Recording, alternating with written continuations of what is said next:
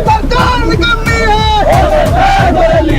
अपना हक मांगते हैं, किसी से भीख मांगते। सरकार विरोधी नारे लगने से जो तिलमिला गए नेता, मैं तरुण दत्ता जी से ही कहना चाहूंगा,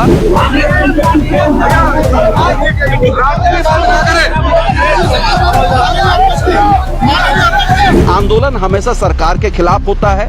आंदोलन में जो डिमांड उठाई जाती है वो सरकार से की जाती है। सरकार की आलोचना करना ये लोकतांत्रिक अधिकार होता है। सरकार बेवकूफ बना रही है, बार बार सरकार बेवकूफ बना रही है। 40 वर्षों से बंगाली समाज को ये सरकार बेवकूफ बना रही है। कलेक्ट्रेट रुद्रपुर परिसर के बाहर मैं मौजूद हूँ और यहाँ पर थोड़ी देर पहले तक बंगाली कल्याण समिति के बैनर तले तराई में बसे बंगाली विस्थापित समाज के लोगों का एक सांकेतिक धरना था।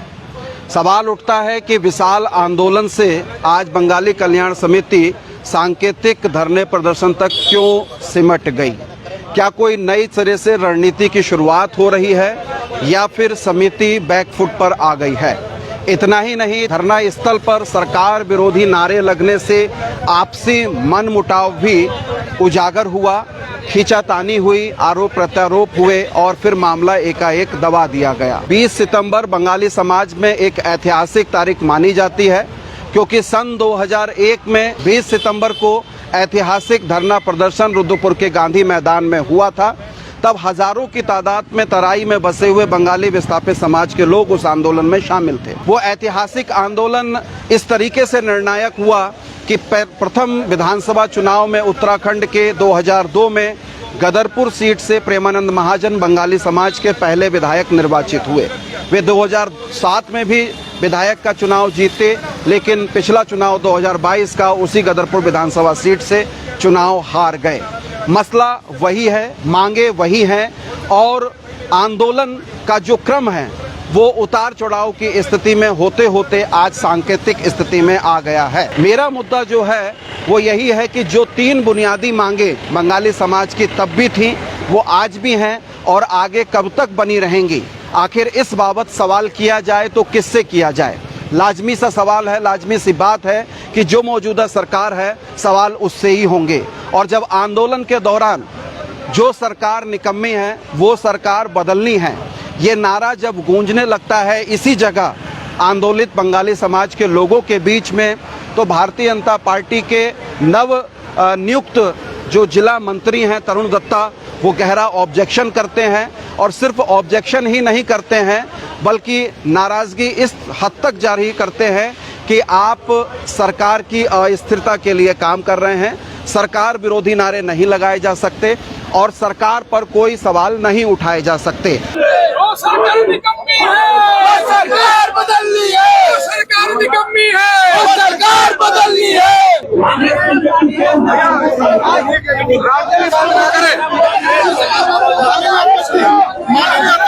बड़ा मुद्दा यही है कि अगर सरकार से आप सवाल नहीं करेंगे तो आंदोलन की अपनी रूपरेखा क्या होगी? आप लोग जानते हैं तराई जनपद ऊधम सिंह नगर में और जो उत्तर प्रदेश का इलाका है, बिजनौर है, पीलीभीत है, रामपुर डिस्ट्रिक्ट है, वहाँ पर बंगाली समाज के लोग हजारों की तादाद में बसे हुए हैं। उनको 1947 में भारत पाकिस्तान पार्टीशन के बाद यहाँ बसाया गया था तत्कालीन सरकार के द्वारा। 1951 में 51 में सबसे पहली बसासत दिनेशपुर में बंगाली समाज की बनती है। तब से लेकर आंदोलन कर रहे हैं बंगाली समाज के लोग। 1994 में बंगाली कल्याण समिति का गठन हुआ और उसी के साथ उसी दिन बंगाली एम्प्लॉयज़ फोरम का गठन भी 1994 को होता है। जिस संस्था के, जिस समिति के, बंगाली कल्याण समिति के अभी नवनिर्वाचित अध्यक्ष कुछ दिन पहले ही चुनाव हुआ है, दिलीप अधिकारी को उस संगठन की जिम्मेदारी मिली है। उनके नेतृत्व में ये पहला कार्यक्रम था। 20 सितंबर की जो अभी तक एक तरीके से ये दिवस मनाने का जो सिलसिला होता था वो बड़े पैमाने पर होता था, लेकिन बड़े पैमाने पर ना होकर सांकेतिक धरना प्रदर्शन किया गया जिसमें सैकड़ों की तादाद में लोग मौजूद थे। जो उम्मीद की जा सकती थी उस उम्मीद के अनुकूल लोग मौजूद नहीं थे और लोगों के बीच में, बंगाली कल्याण समिति के या बंगाली समाज के आंदोलित लोगों के बीच में भी राजनीतिक भेदभाव बिल्कुल स्पष्ट तौर पर दिख रहा था। यानी कि कांग्रेसी खेमा और भाजपाई खेमा ये ठीक तरीके से नजर आ रहा था। आज भी एक ज्ञापन दिया गया जिलाधिकारी के माध्यम से माननीय मुख्यमंत्री को, और उस ज्ञापन में भी 3 मांगे मुख्य रूप से रखी गई थी, जिसमें एक बहुचर्चित डिमांड है अनुसूचित जाति का दर्जा दिया जाए, और अनुसूचित जाति के दायरे में जो बंगाली समाज की उपजातियां हैं वे सभी की सब आती हैं, और करीब करीब तराई में रहने वाले बंगाली समाज के लोग 95% वो लोग हैं जो इसी कैटेगरी के अंतर्गत आते हैं, लेकिन अनुसूचित जाति का दर्जा नहीं मिल पाया है। दूसरी डिमांड यहाँ पर ये ज्ञापन में पढ़ के बता रहा हूँ, उसमें ये रखा गया है कि जो बंगाली बाहुल्य क्षेत्र हैं उसमें बांग्ला भाषा शुरू की जाए। अब ये जो डिमांड है ये प्रदेश सरकार के स्तर की डिमांड है। आप जानते हैं 2017 में भी भारतीय जनता पार्टी की सरकार थी, और 3 विधायक वो भाजपा के ही थे जो बंगाली बाहुल्य क्षेत्र हैं, चाहे वो गदरपुर है, चाहे रुद्रपुर है, या फिर सितारगंज है। तो बड़ी जिम्मेदारी भारतीय जनता पार्टी की ही बनती है। और वो नेता जो आज सरकार विरोधी नारे लगने से जो तिलमिला गए नेता, मैं तरुण दत्ता जी से ही कहना चाहूंगा, उनको सोचना होगा कि अगर वो बंगाली समाज के हितैषी हैं तो क्यों नहीं उनकी सरकार कम से कम इस डिमांड को पूरा कर देती। 2017 के चुनाव में भी ये झूठ बोला गया भारतीय जनता पार्टी के द्वारा कि हम बांग्ला भाषा शुरू करने जा रहे हैं। खुद गदरपुर के विधायक क्षेत्रीय अरविंद पांडे के द्वारा एक बार नहीं अनंत बार ये बात कही गई कि हम बांग्ला भाषा शुरू करने के लिए जा रहे हैं।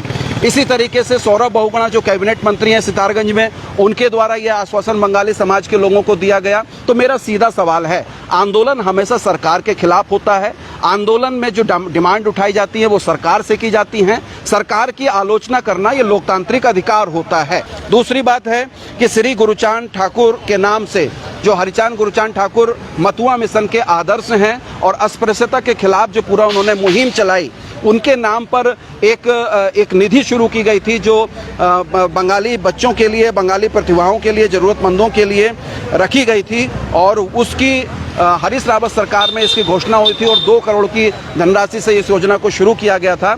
लेकिन वो योजना भी बंद पड़ी हुई है और उसका लाभ बंगाली बच्चों को या बंगाली प्रतिभाओं को नहीं मिल पा रहा है। ये भी प्रदेश सरकार के अधीन मामला है, तो इसको भी बंगाली समाज के जो भारतीय जनता पार्टी के नेता हैं वो उसको पूरा करा सकते हैं, सॉल्व करा सकते हैं। तीसरी बात यह है कि जो बंग भवन का मामला है रुद्रपुर के अंदर बनने की बात है, वो भी अधभर में लटका हुआ है। पिछले 2-2.5 साल 3 साल पहले इसकी घोषणा हुई थी और वो भी प्रदेश सरकार के अंतर्गत आती है, क्षेत्रीय विधायक शिव अरोड़ा के अंतर्गत ये मामला आता है, तो वो भी इसको पूरा करा सकते हैं, लेकिन नहीं पूरा कराया जाता है।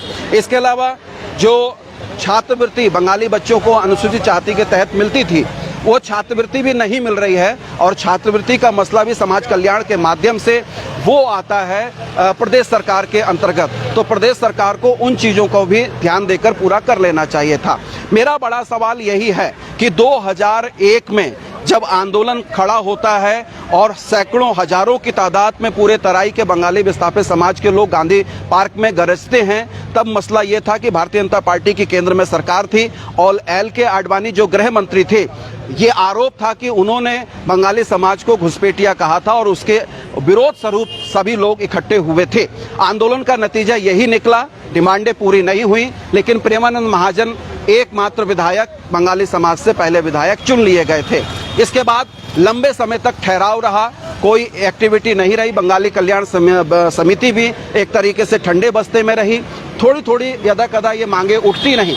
और 2012 में शक्ति फार्म सितारगंज क्षेत्र से किरण मंडल भारतीय जनता पार्टी के बैनर पर फिर विधायक बनते हैं। दूसरे विधायक होते हैं बंगाली समाज के, लेकिन वे कांग्रेस के विजय बहुगुणा को समर्थन दे देते हैं और अपने विधायकी छोड़ देते हैं। उसके बाद से लेकर अब तक 2017 का 2022 का चुनाव रहा, तब से लेकर अभी तक किसी भी राजनीतिक दल ने बंगाली समाज को प्रतिनिधित्व नहीं दिया है, टिकट नहीं दिया है। प्रेमानंद महाजन को पिछले साल कांग्रेस ने टिकट जरूर दिया था, लेकिन वे चंद वोटों से हार गए थे। अभी जो बंगाली समाज के युवा हैं, उनके अंदर ये आक्रोश है कि राजनीति में, यानी कि विधानसभा के अंदर बंगाली समाज का प्रतिनिधित्व होना चाहिए, और इस बाबत पूरी कवायद रची बसी जा रही है। लेकिन बंगाली कल्याण समिति जो काफी समय से एक तरीके से शासक अवस्था में थी और अब दिलीप अधिकारी के नेतृत्व में नए सिरे से परवान चढ़ रही है, तो उनसे यह उम्मीद की जा रही है कि छात्रों के, युवाओं के आंदोलन को नए सिरे से आगाज देने का काम दिलीप अधिकारी करेंगे। बहरहाल मेरा बड़ा सवाल यही है कि 2001 में जो विशाल आंदोलन हुआ था, वो विशाल आंदोलन आज सांकेतिक धरना प्रदर्शन में क्यों तब्दील हो गया। 20 सितंबर का वो दिन है जो ऐतिहासिक तिथि मानी जाती है बंगाली समाज के लिए, लेकिन आंदोलन का सांकेतिक रूप में पहुंच जाना यह अपने आप में कई सवाल खड़ा करता है। क्या बंगाली कल्याण समिति किस तरीके से अपनी डिमांड्स को, अपने नेतृत्व को, अपने प्रतिनिधित्व को स्थापित करना चाहती है। क्योंकि 2027 का चुनाव बिल्कुल नजदीक है, तो देखना यही होगा कि बंगाली कल्याण समिति के नवनिर्वाचित अध्यक्ष दिलीप अधिकारी के कंधों पर जो भार है वो किस तरीके से आगे अपने समाज को लेकर जाएंगे। बहरहाल आप बने रहिए अनसुनी आवाज के साथ। अनसुनी आवाज के फेसबुक पेज को फॉलो कीजिए, आप हमको यूट्यूब पर भी जरूर सब्सक्राइब कीजिए। बहुत शुक्रिया, धन्यवाद, नमस्कार।